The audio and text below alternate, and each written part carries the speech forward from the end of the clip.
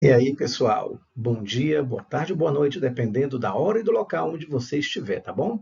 A gente vai falar hoje sobre o assunto clima, que, enfim, vamos falar uma breve dissertação, uma coisa bem introdutória, tá? Focando apenas na questão do ensino mais de ciências, tá? Apesar que, claro, vai juntar com a geografia, junta muito com a geografia, tá? Então a gente vai fazer o seguinte, gente. A gente vai falar aqui brevemente, vamos trabalhar aqui alguns conceitos, tá? A primeira coisa que a gente vai trabalhar é a questão de diferenciar o clima e o tempo atmosférico, tá? São coisas diferentes. Clima é todo um conjunto de características próprias daquela região durante décadas e que não se alteram ou que mantém sempre o mesmo comportamento parecido, tá bom? Então a gente tem o clima como um padrão dessas condições de uma região ao longo de um período. Pode ser um período mais curto, extenso, enfim, coisas de décadas normalmente.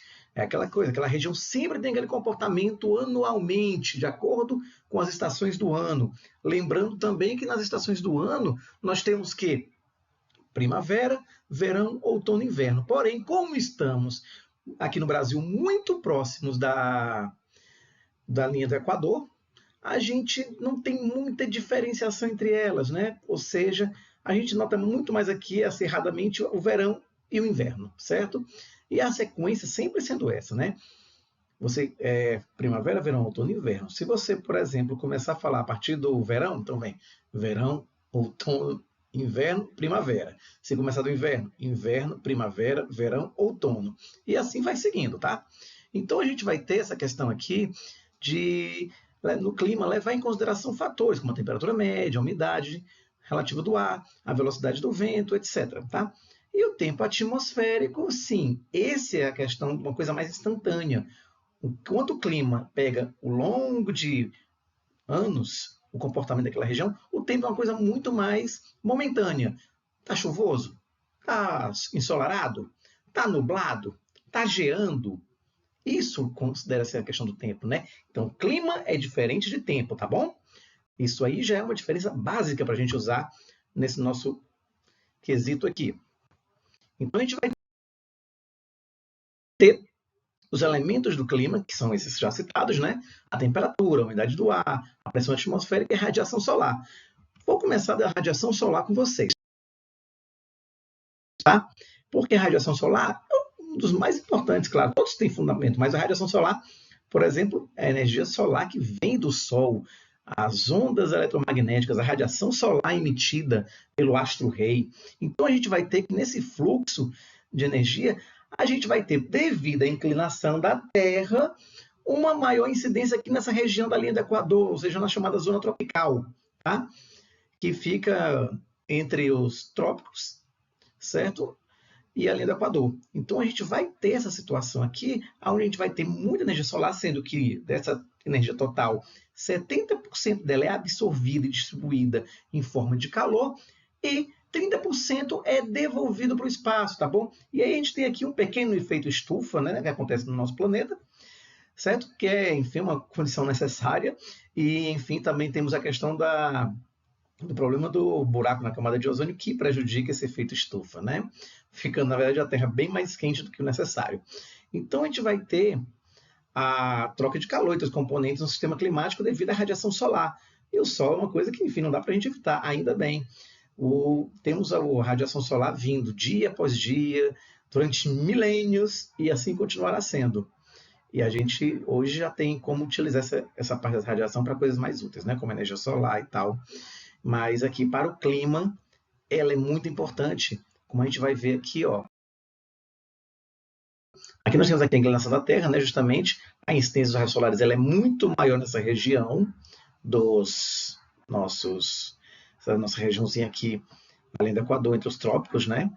Entre o Trópico de Câncer e o Trópico de Capricórnio, a gente tem uma maior região ensolarada. E aqui, ó, entre os trópicos e os círculos polares, a gente tem uma menor e praticamente quase nulo, né, a incidência de raios solares, né, nos círculos polares. Ártico e Antártico. Ou seja, quando um está levando sol, o outro não está levando nada, né? São opostos aqui. Devido à inclinação da Terra, a gente tem esse detalhe aqui a considerar. Mas aqui ainda focando na parte de radiação solar, olha aqui. Parte da energia solar, como eu falei, é refletida de volta para o espaço sem chegar à nossa superfície. São 30%, elas ficam protegida. 70% da energia solar é absorvida pela superfície aquecendo. E aí sim é que a gente tem a nossa condição climática daqui, a superfície emite o calor de volta na forma de radiação infravermelha, e os gases daqui absorvem parcialmente e emitem parte dela para a superfície, tá bom? E aí a gente vai ter aqui uma parte volta, outra parte aqui fica aquecendo, fazendo o tal do efeito estufa. Essa energia solar refletida aqui contém os raios UVC, que não entram na nossa atmosfera, né? Eles são refletidos logo, já na entrada. O que passa da radiação solar para cá é só o UVA e o UVB. Isso aí é uma informação assim, adicional. E a gente vai seguindo aqui para falar agora da temperatura, que é a consequência natural da radiação solar que a gente vai tendo, certo? E aí, dependendo da região, vai ter devido a essas radiações solares, a gente vai ter de acordo com o local, a gente vai ter uma sequência de temperaturas diversificadas, certo? Caso não existisse nossa atmosfera, a Terra seria muito fria, né? 19 graus negativos. Porém, a temperatura da média é 15. Incrível, né? Porque em locais aqui, como nosso estado aqui, a gente passa para 30, 35, até 40 em algumas regiões do estado. Essa diferença aqui, no caso, é em razão da presença dos gases do efeito estufa, né? Tipo o gás carbônico e o metano e o vapor d'água, que mantém a temperatura de uma forma mais equilibrada, né? Chegando à constância, tá? Então a gente tem a questão da temperatura ser um fator importante em cada região, a gente sabe. Nas regiões mais próximas do Equador, maior temperatura, né? E aí, claro, também, dependendo do local, vai depender muito, né? Se tem rios, lagos próximos para poder fazer a questão da mudança. Se vai ocorrer muitas chuvas, se vai ser um período muito mais de calor, enfim, vários fatores são afetados aqui. Vamos falar só da parte de ciências, tá? Na umidade aqui, a gente tem em relação à questão da água, que está presente na atmosfera na forma de vapor, proveniente da evaporação dos rios, lagos próximos, né? E isso daí, a questão também se tiver uma vegetação muito ampla, né? Para a gente ter alguma coisa mais parecida, por exemplo, com a região de Manaus, onde é muito nublado, chove, faz sol, é abafado. Aqui não, aqui, por exemplo, em Fortaleza, a gente já tem uma situação mais equilibrada, né? Ou faz aquele frio de janeiro até maio, em dias mais frios, ou de junho em diante, calor direto. Porque a gente aqui, apesar de ser uma área litorânea, né, a gente conta com esses ventos também, favorecem tudo, para a gente ver a questão da água na atmosfera aqui e que trabalhar essa questão da umidade, tá? Na pressão atmosférica vai depender muito, né, em relação a questões da nossa latitude, altitude, por exemplo, locais que estejam abaixo do nível do mar tem um outro tipo de pressão atmosférica, locais muito acima do nível do mar, né, como o Alto de Serras, já tem condições climáticas diferentes de quem está ao nível do mar, tá? Então a gente pega isso daqui por conta da diferença de pressão, porque é um conceito físico, lá das correntes de convecção, tá? Que é justamente a ideia de que o ar frio, ele tende a descer, enquanto o ar aquecido, ele fica menos denso e aí ele acaba subindo, certo? O ar frio desce, o ar quente sobe. Sempre para você associar isso daqui, lembra do ar-condicionado. Ninguém instala ar-condicionado próximo do chão.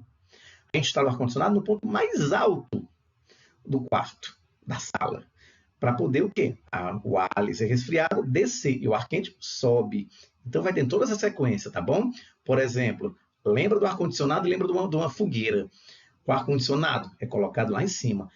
A fumaça de uma chaminé, causada por uma fogueira ou por um forno, faz o quê? A fumaça sempre é ascendente, sempre é para cima, tá? Então a gente já tem isso também a considerar, tá bom? O ar frio é mais denso, exercendo assim uma pressão maior e fazendo com que a massa de ar desça e deixe os dias mais claros. E o ar aquecido, a pressão baixa em virtude da elevação de massa de ar quente, permite a formação de nuvens e chuvas.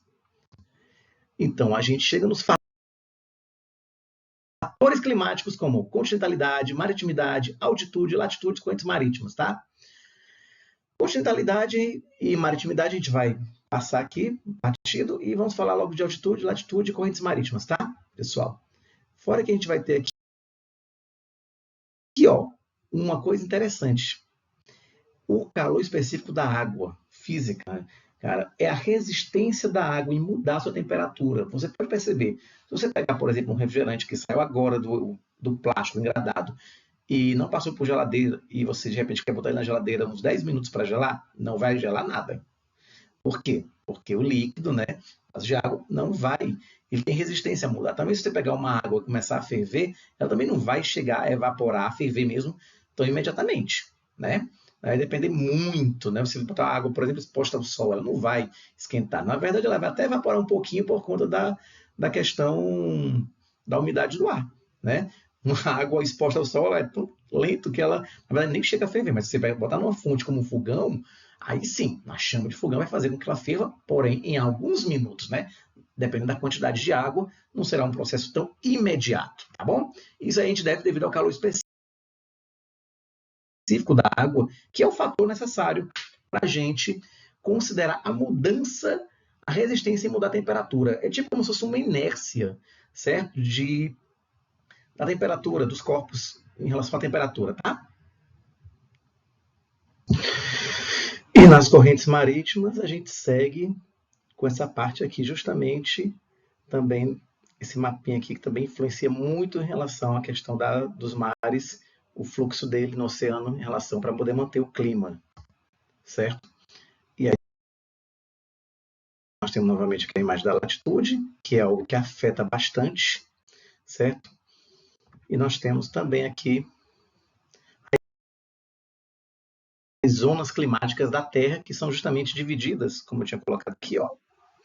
Elas são divididas para a gente em relação ao círculo polar, entre a zona temperada e essas zonas tropicais. As zonas temperadas elas são entre os trópicos e os círculos polares. E as zonas tropicais são entre as zonas entre os trópicos e entre os dois trópicos praticamente, né? São entre os trópicos e além do Equador. Se pegar tudo aqui, ó, forma. Por isso que você vê regiões como Brasil, África, certo? Eles são lugares mais quentes, porque justamente estão bem localizados, mais próximos dessa linha. E isso faz com que eles tenham mais calor, né? Então a gente tem duas zonas polares, uma em cada hemisfério, no norte e do sul, devido à questão da inclinação do planeta. A gente tem 6 meses, uma levando muito sol, é a outra que leva a incidência de raios solares. As zonas temperadas, que também são duas, compreendidas aqui justamente, correspondente à parte aqui entre o trópico de